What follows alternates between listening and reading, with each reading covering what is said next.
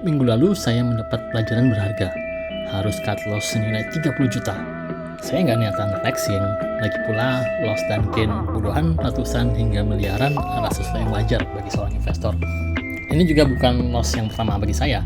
Selama 10 tahun berinvestasi di pasar modal sebagai investor amatiran. Saya membuat video ini murni hanya untuk sharing dan agar kesalahan yang sama tidak terulang pada Anda. Jadi ceritanya, saya doyan sekali berburu saham IPO, Initial Public Offering, atau perusahaan yang baru terdaftar di Bursa Efek. Karena berdasarkan pengalaman tahun lalu, saham IPO sangat gampang untuk mendapatkan cuan yang tinggi dalam tempo yang singkat. Tapi tidak di tahun ini. Total ada 3 saham IPO yang buat saya kejeblos rugi. Ada PGO, NCKL, dan MBMA. Setelah saya refleksi lagi, ada 3 dosa yang saya lakukan dan saya harap jangan pernah teman-teman lakukan. Dosa pertama adalah tidak membaca laporan keuangan. Sebuah budaya jahiliyah adalah memilih sebuah perusahaan tanpa pernah membaca laporan keuangannya. Ini adalah kebodohan hakiki dari seorang investor. Karena terbiasa cuan saat IPO, saya tidak mengecek laporan keuangan dari emiten yang saya beli. Nanti juga untung mikir saya.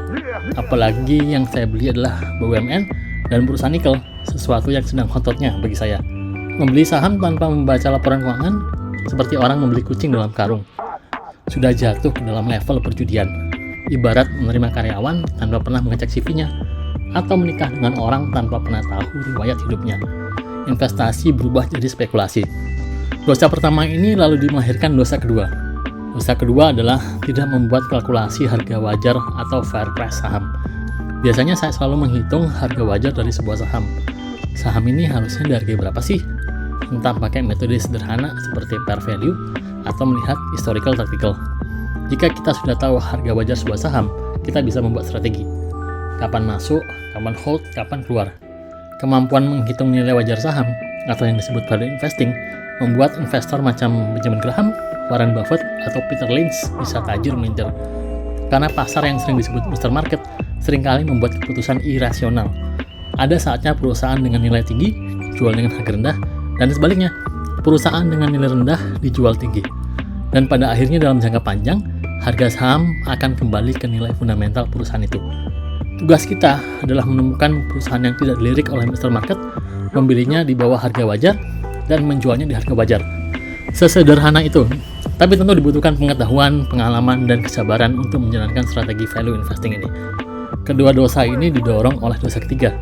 Dosa ketiga adalah terlalu percaya pada berita dan tidak melakukan riset industri.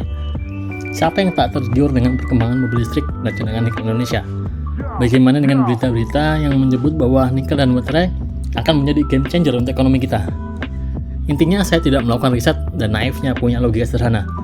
Baterai nikel akan booming, maka berinvestasi ke perusahaan nikel adalah kewajiban. Saya tidak melakukan riset untuk melakukan validasi. Apakah benar seperti itu? Apakah perusahaan yang akan IPO ini akan benar-benar menguntungkan di masa depan? Apakah harga IPO yang ditawarkan sudah wajar? Itulah 3 dosa kebodohan saya. Yang pertama, tidak membaca laporan keuangan. Yang kedua, tidak menghitung fair value. Dan yang ketiga, tidak melakukan riset industri. Mungkin karena ini Benjamin Graham dan Warren Buffett tidak terlalu menyukai perusahaan IPO. Karena mereka adalah anak baru dan data yang dimiliki sangat terbatas.